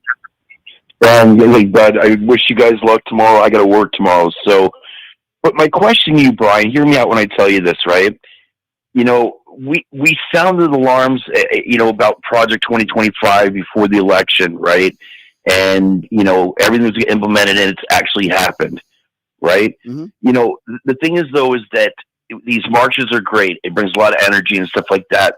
But if these people we should have people out there registering to vote people, or to register, make sure that every person out there around the country is registered. If not, this is a wasted effort. I agree. Because, I mean, they should be out there with their boards, with, be able to sign them up and stuff, because agree. Yep. I'm just, I love the passion like that. But the problem is, though, is that your independent voters, the ones that are sick of both parties. Let me tell you, one of the reasons why I'm part of the Un-F America tour, which is pretty much the opposite of the Turning Point tour. And the reason why I'm a part of it, besides the fact that these are a lot of good people, and I think we share a lot of the same values, is we want to get people to sign up to vote, particularly younger people. It's why we're going on college campuses. It's something that Charlie Kirk was able to do, and he was unfortunately he was very successful in doing so. So that's what we're trying to do, and that's why I'm a part of this group. But I agree with you. There needs to be people out there at these. What an opportunity, right? There needs to be people at these protests throughout the country that are trying to sign up for people to register them to vote. I agree with you. But the thing is, though, is that the Democratic Party is still not listening to the voters, the ones that make the independent voter that makes your tent bigger. They said, we are tired of career politicians. We are tired of business as usual. And we still have people like, Pelosi and everything still won't step down. They're not listening. How is our tent getting bigger? Did you see, you mentioned Nancy, and I agree with you with everything you're saying. So some idiot from Lindell TV or one of those right-wing entities asked Nancy Pelosi yesterday, why didn't you call in the National Guard on January 6th? She turns it around and she says, oh, shut up. And I'm thinking to myself, why not have a longer dialogue with that alleged reporter? I've never really liked Nancy Pelosi very much. And, I thought she looked kind of bad. You know how we fix democracy? We need, instead of a two-party system, a three-party system, we need a four-party system, legitimate ones to bring ideas to the table. No. When are we going to do away with the Democratic Party completely? I think we need more than that. I think we need a no felony system. I think we need a no liable sexual abuse system. That's what we need. I agree with everything you said, my friend. Great call. And I think you bring up a really good point. There needs to be people out there that are helping to sign up people to vote. Let's go to Mathan. Mathan is next up on PTL. Hello, Mathan. What's going on, man?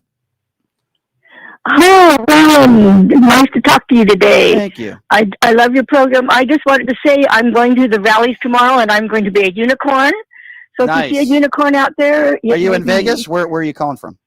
No, I'm in Fillmore, California, which is a little town in Ventura County. Well, I can promise you probably won't see me, but if I have a stunt double out there, please let me know, because I'd love for him to fill in for me once in a while.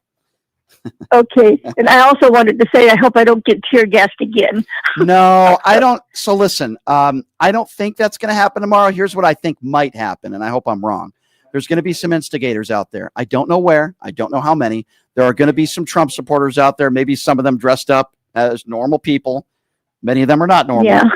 And they might be agitators and causing problems. If you have a few issues, you're going to hear the MAGA base call, oh, look at these liberals. They're so violent, without knowing the facts or anything. So we need to wait and see what happens tomorrow. I hope that doesn't happen, but that's why I say people need to do their due diligence. If you see something strange, they tell you to do that in an airport. Do that at the rallies tomorrow. Do that at the protests tomorrow. Yes. We need to all do our due diligence. Yes, absolutely. Well, and I hope there won't be any ICE people out there. Yeah, I hope so if too. ICE is there, I'm going to go home. That would be despicable. But you're welcome to call in next week and let me know what your experience was like out there, and we will do that with everybody next week. So thank you, Mathan. I hope you have a good time. I definitely will. Have a great weekend. Thank you. You too. Be safe. 702. I love these callers from all over the country that are going to be going to these rallies. I love it. It makes me feel warm and fuzzy inside. I love it. And then on Monday, we're going to be hearing from you. Let's go to Chad. Chad is next on PTL. What's up, Chad? Hey, Brian, I got two things I want to say.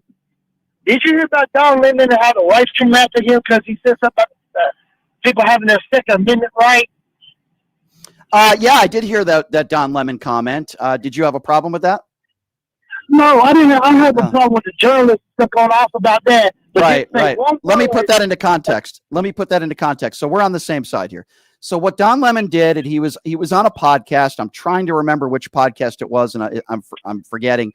He was on a podcast, and he said that, you have your Second Amendment right. You have the right to defend yourself in your home, and you should be armed if somebody enters your home without your permission. Well, that's true.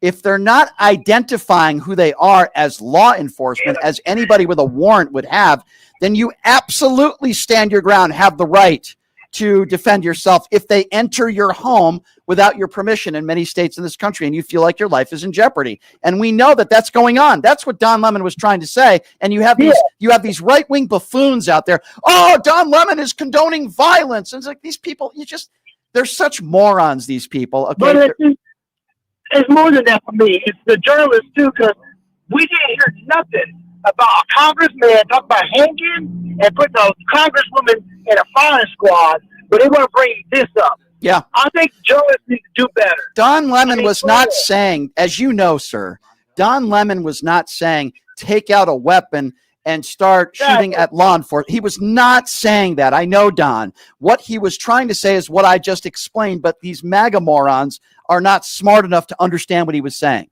That's what it comes down to. Exactly. And the second thing I want to say is they talk about America first, but then Donald Trump gives $40 billion to Argentina. Yeah, to bail out their economy because they screwed it up. Yeah, that's really America first. It's really America first, isn't it, sir? To have a base in this country, a Qatar base. When Donald Trump said it himself several years ago when he was president in 2017, he said that these people fund terrorists. Now he's given them a Qatar military base here in the United States. But don't get me wrong. I'm sure that has nothing to do with a $400 million jumbo jet as a quote unquote gift. I'm sure that has nothing to do with a $5.5 billion golf course being built there. Oh, no, I'm sure he's not selling this country away. Can you imagine if Joe Biden did that? Oh, my God, MAGA Republicans would be losing it. And by the way, rightfully so. Do you remember when we had those Chinese balloons and they were saying Joe Biden is going to start World War III, but yet we can actually have a Qatar military base in the United States? That's totally fine. By the way, did Joe Biden start World War III? I don't know. I'm just asking for a friend. 702-221-7283. Let's see. Let's go to Terrell. Terrell is next up on PTL. Hey, Terrell, what's going on, man? Did we lose Terrell? 702-221-7283. Let's go to Jeff. Jeff is calling out of Las Vegas. Jeff, what's going on? Yeah, this is Jeff. The issue I have is that you know how Poindexter, the Speaker of the House, yes, he always brings up like Donald Trump, got a mandate in the last election, but the reason why they do that is to deflect from his ratings right now. His poll ratings are really super low. I think like 20% or something. So they're always deflecting from the issue that his poll ratings and the issue that's going on. Right. And, a lot of the Republicans now, they're talking about, they're talking about Taylor Swift or football games. And, they're not bringing up any of the issue like about what happened with the young Republicans. Right. Yeah. This isn't the first time they've done this. Listen, what they do is they bring up drag queens. They bring up banning books. They bring up Budweiser. They bring up anything and everything. They bring up trans people. As soon as there's a shooting, they assume it was because of the trans people.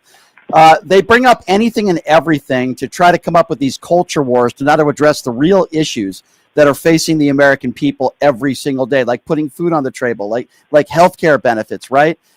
I mean, that's what the Republican Party has turned into. But you know what? I'm not going to say they just turned into it overnight. This has been the Republican Party for decades.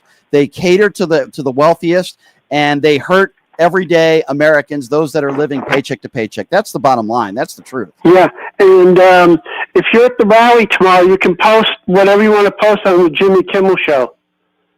Oh, okay. Wait. The Jimmy Kimmel Show. That's funny. Yeah. Well, he's taking all posts from the rallies. I love that. And also from Portland. He had the post there from Portland about the guy in the rabbit suit. Yes. I love that. I love it. And I love Jimmy Kimmel. I think he's great. Went to school here in Vegas, worked in radio here in Vegas. I've met Jimmy Kimmel a number of times. He's a good dude. Thank you for the call, sir. I appreciate it. Let's go 702-221-7283. Let's go to Terry. MAGA caller's scared to call in as usual. Terry, what's going on? Hi, Terry. Terry, are you there? Good afternoon. Yeah, Brian, I'm here. How are you today? Good. What's on your mind? Just a couple things. Two things. Went to visit a maggot family member a couple days ago, and we were talking about Medicare, and they were telling me how much they're going to be paying next year for their Medicare, and they said $3,600. And I said, well, that's not bad. I said, if you cost that out over a couple months, it seems reasonable. And they go, no, that's $3,600 a month. That's insanity. For their supplemental plan. That's insanity. And then they tried to start blaming it on Democrats. And I said, whoa, take a step back. That is not the Democrats' fault. And I said, you have anybody blame the Democrats? Leader who's in. How could they I'm blame sorry, the what? How could they blame the Democrats for that? What? Like, I just don't understand, man. I just don't get it. Exactly. And I said, no, you need to take a step back and see what's going on here. I said, these insurance companies are in bed with Donald Trump and vice versa. So I said, and so what they're looking at now is $43,000 a year for their supplemental plan. Some people don't even make that much money or have that much money when they're retired and just Social Security.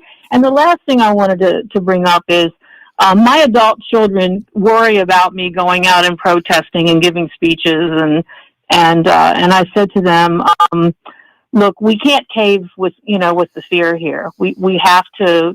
I feel like I have a civic duty to protect our democracy. Sure, absolutely. And I hope the PTL Nation and you, of course, get out there tomorrow. Raise your signs, lift your voices, stand up for democracy, and most of all, be safe and do not provoke the opposition. No, and I will definitely be at a couple rallies here in the state of Nevada tomorrow. I haven't figured out exactly which ones I'm going to be going to yet, but I will be there. I wouldn't miss it for the world. I was supposed to be in Washington, D.C. this weekend. I would have gone then, but it's totally fine. I'm going to be here in my hometown, and I'll be going to a few of these rallies, and I'm really looking forward to it. We all need to be careful. As I've said, we all need to watch our back, and if you see something strange, report it to authorities. But I think everything's going to be just fine tomorrow. I actually think the crowds are going to be massive throughout the country. I can't wait to see what the crowds are going to look like in D.C., like in New York City. I'm really excited, and I think it's going to make the Republicans look really, really bad, and I think it's going to be a great day for the country tomorrow. I really do feel that way. Well, thank you for taking my call, Brian. Have a good weekend. Thank you. You too, my dear. Thank you for the phone call. 702-221-SAVE is the number to call. If you're a MAGA supporter, by the way, you're welcome to call into the show. It might not go very well for you, but we could certainly give it a try. Again, that number, 702-221-7283. Let's go to Carl. Carl is next up on PTL. Hey, Carl, what's going on? Hey, buddy, I'm glad to hear you back on the radio. Thank you. As usual, you sound great. Thank you. And listen, I heard on a couple of right-wing shows that people are getting paid to go out to the King. Blatant lie. The same idiots who said Antifa were responsible. Well, for wait a January minute. 6th. It's not really a lie because I did receive my $5 check from George Soros. I wouldn't have gone. I wouldn't have gone if I hadn't gotten that check. But I'm going to go for that. I want my $5 check from George Soros. I didn't get a check from George Soros. That's not fair. That made fair. all the difference. And the other day, I don't know if you heard, I think it was yesterday or the day before, did you see the new Time magazine with Trump's picture on it? Yeah, the vagina neck. Yeah, of course. Okay. Yeah. Well, a coalition of turkeys have gotten together and are filing suit against Time magazine because it's copying. Is that really happening? Are they really? I didn't hear that. They're filing a lawsuit. A coalition of turkeys have got together. Coalition of turkeys. Okay, I didn't hear the joke. Yeah, they're I didn't filing hear a the lawsuit. punchline. I didn't hear the punchline there. They're At the filing end. a lawsuit against Time magazine. Am I wrong in saying that Donald Trump might be the most insecure man that we've ever seen in this country? Like, I don't think I've ever. The guy wakes up in the morning, he puts his 7 layers of orange makeup on. Okay, he wears his stilts or whatever the hell else he's wearing. He puts on his garter, and he's got his 4 hair transplants, his fake teeth, his fake tan. You'd think of all the money that this guy has and all the work he's had done, you think he'd look better than a morbidly obese old man. That's all I'm saying. But I don't want to get into it psychologically, but he's got extreme problems of his worthlessness. His worth is really very little in his psychological worth, and he does all this to make people think that he's more than he is, but he's really very insecure. I think that's an understatement. I think that's an understatement. He cares so much about what everybody else thinks about him. He cares so much about his appearance. That's the thing. Like, have you seen pictures of Donald Trump? Speaking of appearance, since he wants to attack everybody for looks, have you seen what this man looks like on the golf course when he's not wearing makeup? Oh yeah. Oh my God, it's scary. Yeah, but why he likes to play golf is because he can't lose. Yeah, but he's not a cheater. He's always It's so funny. I was talking to a friend of mine yesterday because I had told her that I forgot who I was talking to, but she was trying to get in touch with TMZ for a story. And I said, yeah, TMZ used to buy my stories back in the day. and I told her to Google Donald Trump cheating golf, Oscar de la Hoya. I'll tell you this story really quickly. So Oscar de la Hoya, this was mainly when I did sports and a little bit of politics. This had to be at least 8 or 9 years ago.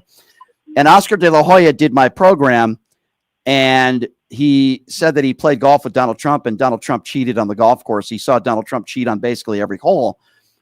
And yeah, it was something pretty wild, Carl. And they bought that story from me. Anyway, Carl, I appreciate your phone call, sir. Thank you very much. It is Friday, okay? And I almost forgot, since it is Friday, it means it's time to smile. It means it's time to stop looking at my mug and look at somebody that's a little bit more attractive than I am. I think that's a very fair statement to make. Of course, I'm talking about, you've seen her on the Jimmy Kimmel Show. You've seen her on Dr. Phil's show, the former pastor, now turned life coach, and my good friend, Nicole Mitchell, joining us right now on the program. Nicole, it is great to see you. Looking great as always. How are you? I'm so good, Brian. Happy freaking Friday. Happy freaking Friday. Yes, I second that 100%. So I know you're not a very political person, but I will be going to some protests tomorrow. They're called the No Kings protests, in fighting for our democracy. I'm going to be doing that tomorrow. What do you got going on this weekend? Anything fun? What do you got doing? I do. I'm so glad you're going to that protest and to the march. We had one earlier this year. And so anyone who's able to do that, please do. Use your voice, use your power. You do have say in a very messed up country. It all matters. Tonight, I met 3 people in Vegas last weekend, Brian. And wow. they're from Taiwan, but they're staying in LA. So I am taking them out clubbing tonight at all the best gay clubs in Hollywood. Awesome. I'm That's so awesome. excited. And you're going to Hollywood tonight. Oh, wow. Yes, I'm going to Hollywood tonight. And then today I just got invited to do a haunted car wash tomorrow night. So I'm going to a haunted car wash this weekend. So in a PG-13 way, explain to me how a haunted car wash works.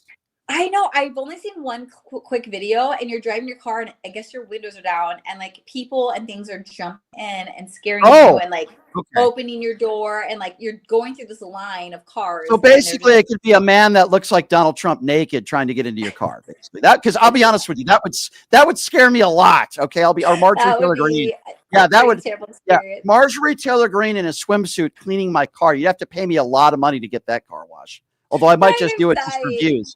I don't know, but actually that sounds like a lot. You know, I heard a story, and this is a horrible one actually, that a lady went into a haunted house like a week ago and had a heart attack. You have to be careful in these haunted houses.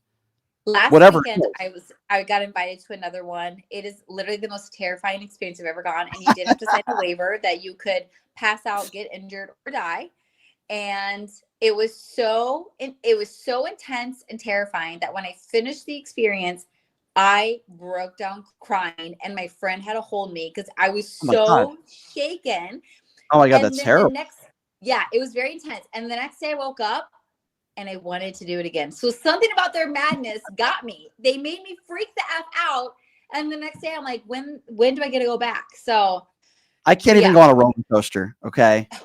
I can do some of the haunted houses. The problem is I'm a little bit claustrophobic. I don't mind getting scared. That's okay. I kind of like that actually when the goblins, scare you.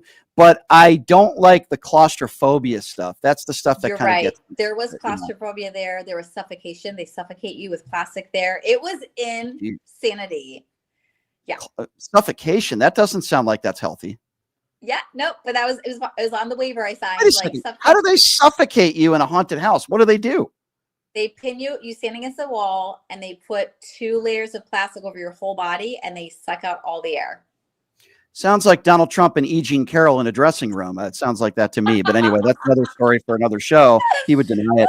All right. So Halloween is right around the corner. I know you had a lot of fun here in Las Vegas. This is kind of like the 5 minutes of the show every week where people get to ask me questions. So anybody in the chat can ask me anything they like, and we'll put it up there. But Nicole, you have to start. You have to ask me something that maybe you've never asked me before. It could be something you don't know about me, and then I'll do my best.